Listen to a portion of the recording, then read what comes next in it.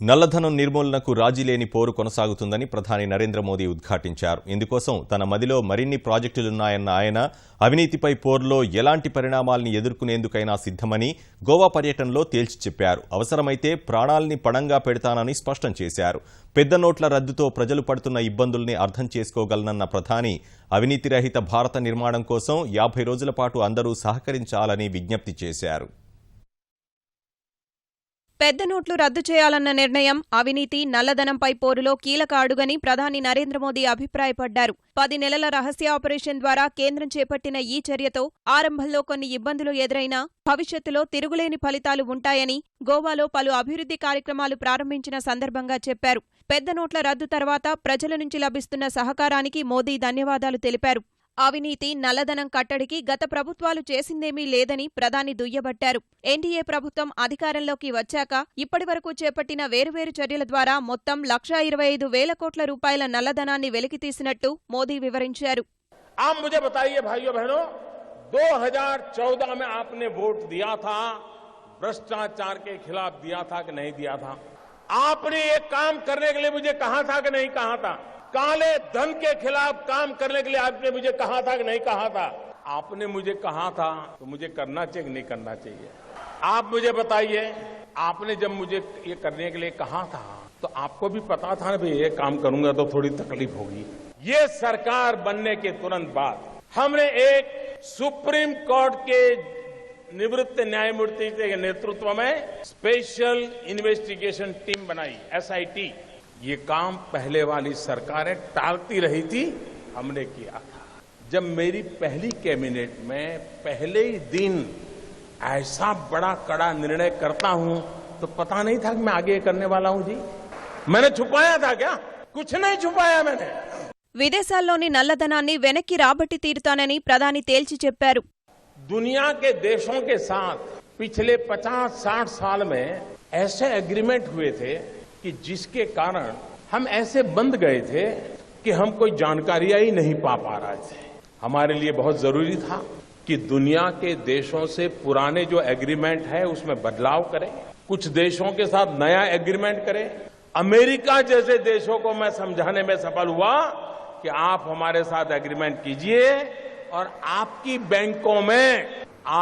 बैंकों में किसी हिंदुस्तानी का पैसा है, आता है या जाता है, हमें तुरंत पता चलना चाहिए। यह काम मैंने दुनिया के कई देशों के साथ किया है, कुछ देशों के साथ अभी भी चल रहा है, लेकिन विश्व में कहीं पर भी भारत की चोरी लूट का पैसा गया है तो उसकी तुरंत जानकारी मिले, इसका प्रबंध पुरजोश तरीके से हमने किया है। బినామీల్ని అడ్డం పెట్టుకుని అక్రమ లావాదేవీలు సాగించే వారిపైన ఉక్కుపాదం మోపుతానని ప్రధాని హెచ్చరించారు.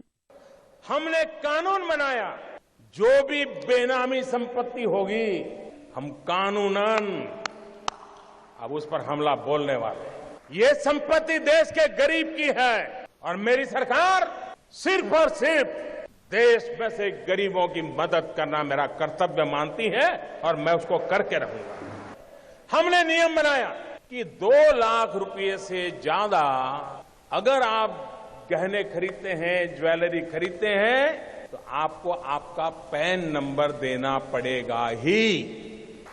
इसका भी विरोध हुआ था।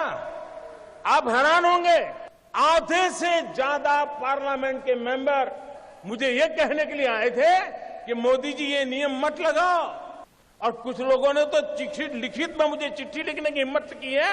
जिस दिन मैं उसको पब्लिक में करूंगा शायद पता नहीं वो अपने इलाके में जा पाएंगे कि नहीं जा पाएंगे।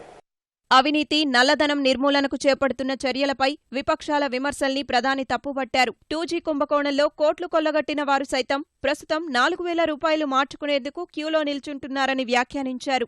పేదల సంక్షేమమే తనకు పరమావధన్న మోదీ ఓ దశలో తీవ్ర భావోద్వేగానికి లోనయ్యారు. जिनको पता हो ये सारा देख करके समझ नहीं आता था क्या मोदी क्या करेगा आगे। लेकिन अगर आप अपनी दुनिया में इतने मस्त थे कि और पॉलिटिकल पार्टी की तरह ये भी आकर के चला जाएगा, मैं भाइयों बहनों कुर्सी के लिए पैदा नहीं हुआ। मेरे देशवासियों, मैंने घर, परिवार,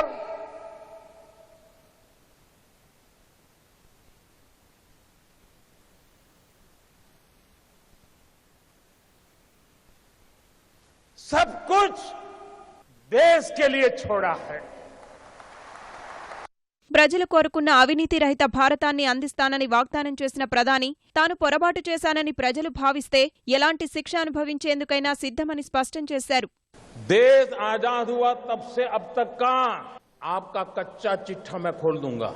जिनके पास ये बेईमानी का है वो मान के चले कागज का टुकड़ा है, वो ज्यादा कोशिश ना करें, वरना सरकारी मैं इसके लिए अगर 1 लाख नए लड़कों को नौकरी देनी पड़ेगी दूंगा और कोई इसी काम में लगाऊंगा। लेकिन देश में ये सारा कारोबार बंद चल रहा है, उसको बंद करना है। लेकिन ये एंड नहीं है। देश में भ्रष्टाचार बेईमानी बंद करने के लिए मेरे दिमाग में और भी कई प्रोजेक्ट चल रहे हैं, ये आने वाले हैं।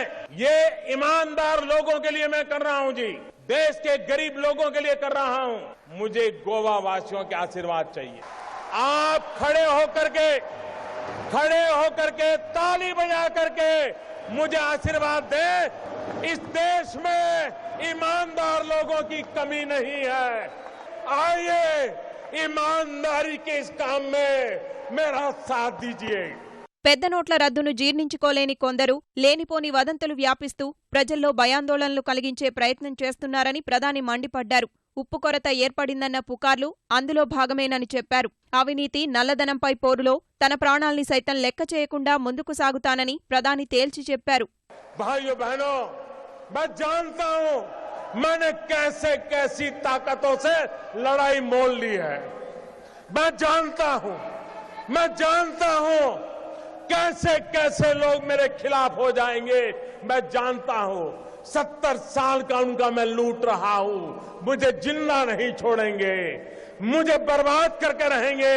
उनको जो करना है करे। देश 50 दिन मेरी मदद करे। जोर से तालियों के साथ मेरी इस बात को स्वीकार कीजिए आप। बहुत बहुत धन्यवाद।